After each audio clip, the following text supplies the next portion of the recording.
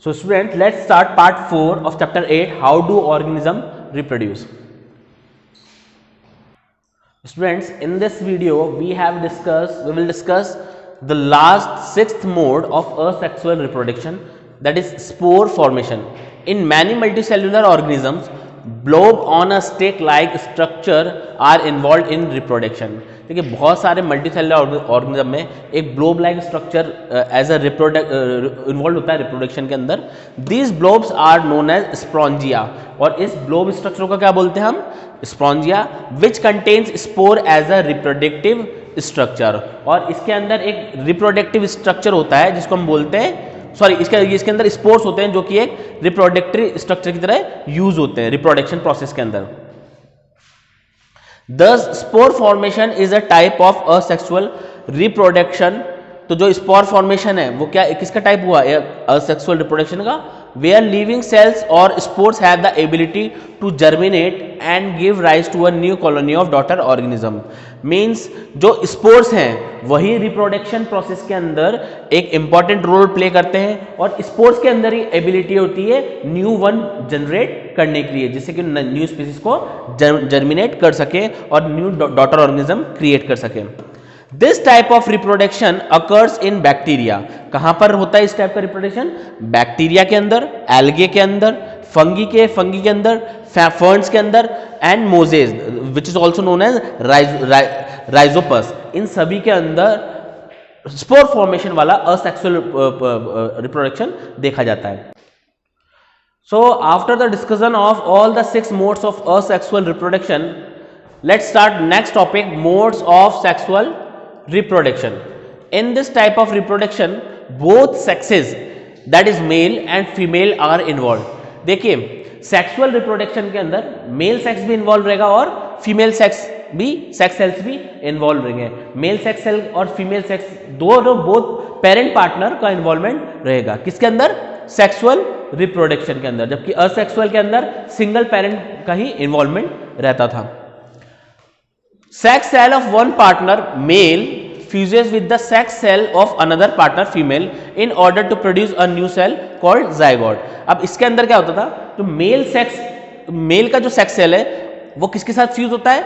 Female के sex cell के साथ मिलकर फ्यूज होकर एक न्यू सेल क्रिएट करते हैं, और उस न्यू सेल को हम क्या बोलते हैं? Zygote. Thus, if the zygote has to grow and develop into an organism with highly specialized tissue and organs, then it has to have sufficient energy for doing this. अब देखिए ये जो zygote है जो फीमेल के sex cell और mail के sex cell के फ्यूज होने से बना है, अगर ये जाइगोट किसी ऑर्गेनिज्म के अंदर डेवलप होने की और ग्रो होने की कैपेबिलिटी रखता है, तो ये आगे जाकर इसके अंदर इतनी सफिशिएंट एनर्जी हो जाती है कि अपना न्यू वन क्रिएट कर सके. Simple organism have almost similar size of germ cell that are not very different from each other. जो सिंपल ऑर्गेनिज्म होते हैं उनके जो जर्म सेल होते हैं जो सिंपल ऑर्गेनिज्म होते हैं वो बिल्कुल सिमिलर होते हैं. किनके? उनमें जो जर्म सेल होते हैं उनकी साइज बिल्कुल सिमिलर होती है और वो एक दूसरे से डिफरेंट नहीं होते हैं. Whereas in complex organism the size of germ cell varies greatly. जबकि कॉम्प्लेक्स ऑर्गेनिज्म में जो जर्म सेल के साइज हैं वो उनमें बहुत ज्यादा वेरिएशन होता है. In this organism, one germ cell that contains the food stored in larger and is known as female gamete. देखिए जो ऑर्गेनिजम्स होते हैं इनमें one germ cell contain the food store. इनमें जो एक जर्म सेल होता है वो फूड को स्टोर करता है लार्जर अमाउंट में, और वो उससे किस नाम से जानते हैं? उसे नहीं जानते हम फीमेल जैमेट के नाम से. जबकि while the other germ cell which is smaller, और जबकि जो जर्म सेल छोटा होता है एंड मोटाइल, और जो जर्म सेल होगा मोटाइल होगा. मोटाइल मीन्स गतिशील होगा, वो एक जगह से दूसरी जगह मूव कर सकेगा, इज नोन एज मेल जैमेट. उसे हम क्या बोलते हैं?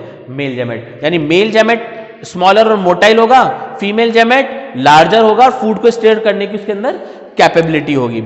Thus, the sexual mode of reproduction involves 2 major process. तो सेक्सुअल मोड ऑफ रिप्रोडक्शन के 2 प्रोसेस होते हैं, 2 मेजर प्रोसेस होते हैं इसके अंदर. फर्स्ट प्रोसेस होता है formation of gametes bye meiosis. ठीक है, तो सेक्सुअल मोड में एक प्रोसेस तो ये हो गया आपका गैमेट्स का फॉर्मेशन किसके थ्रू? मियोसिस के थ्रू. और सेकंड हो गया फ्यूजन ऑफ गैमेट्स का फ्यूजन. इन दो प्रोसेस के थ्रू ही आपका sexual mode of reproduction complete हो पाता है या अकर हो पाता है।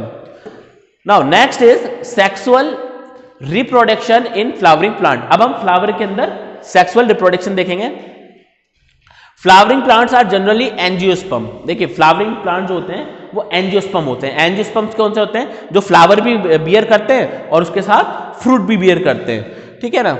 दे bear the reproductive part, they bear the reproductive part with in the flower. इसका जो रिप्रोडक्टिव पार्ट होता है वो कहां पर होता है? फ्लावर के अंदर, इनके अंदर।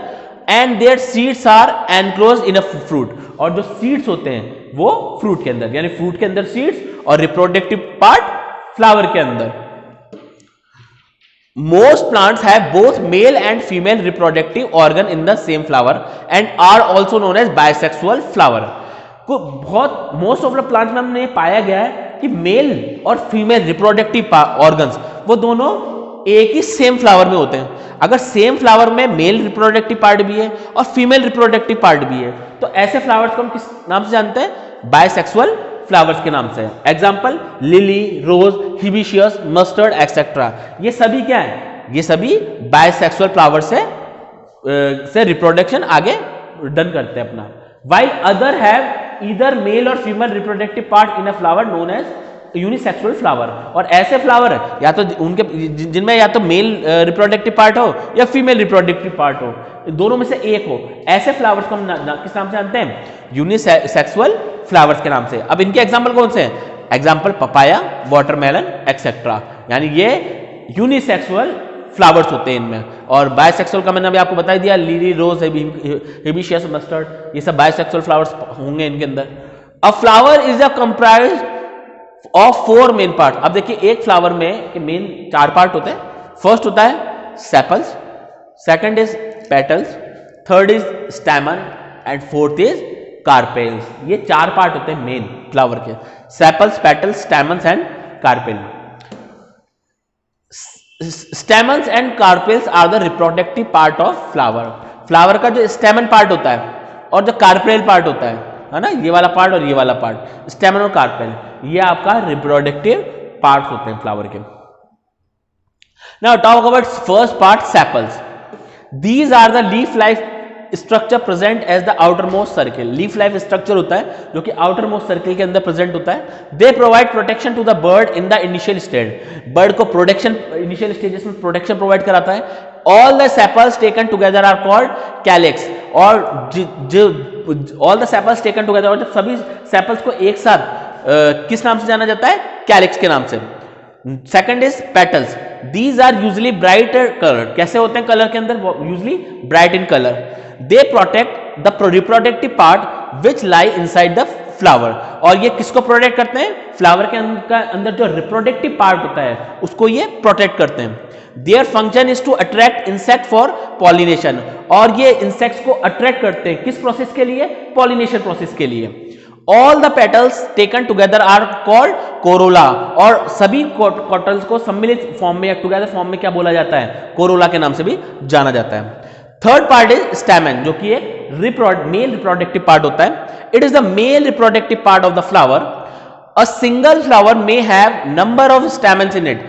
ठीक है, एक सिंगल फ्लावर के अंदर बहुत सारे स्टैमेन्स पाए जाते हैं और ये सभी स्टैमेन्स क्या हैं? आपके मेल रिप्रोडक्टिव पार्ट हैं। It comprises of 2 main parts. अब देखिए स्टैमेन जो कि मेल रिप्रोडक्टिव पार्ट है, it is also further classified into 2 parts. इसको भी 2 भागों में आगे डिवाइड कर दिया।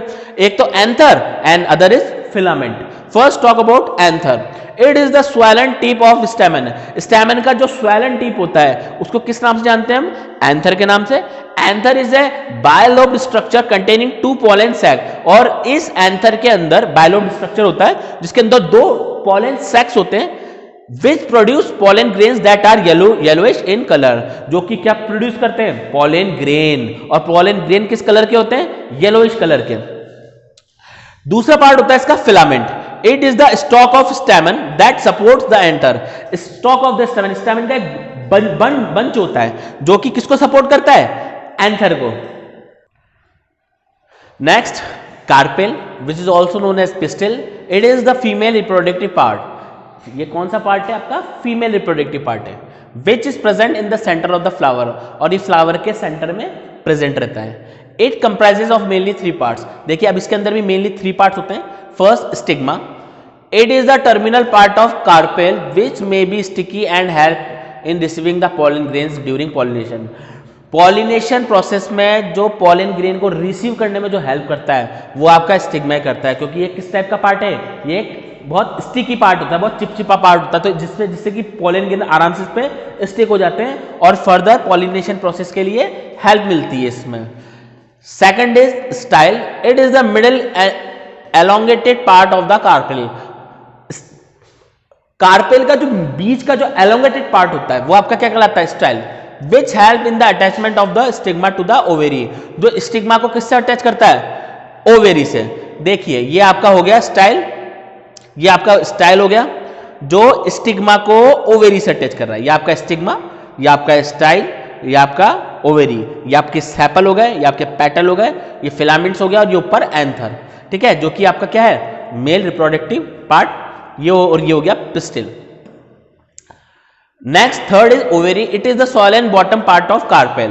कार्पेल का जो सबसे बॉटम पार्ट होता है, नीचे वाला जो हिस्सा होता है, सॉइल एंड बॉटम पार्ट, वो आपका क्या होता है, ovary, which contains ovules having an egg cell known as female gametes. और इस ओवेरी के अंदर ओव्यूल्स होते हैं जो इसमें क्या होते हैं, egg cell होते हैं, यानी फीमेल गैमेट्स होते हैं।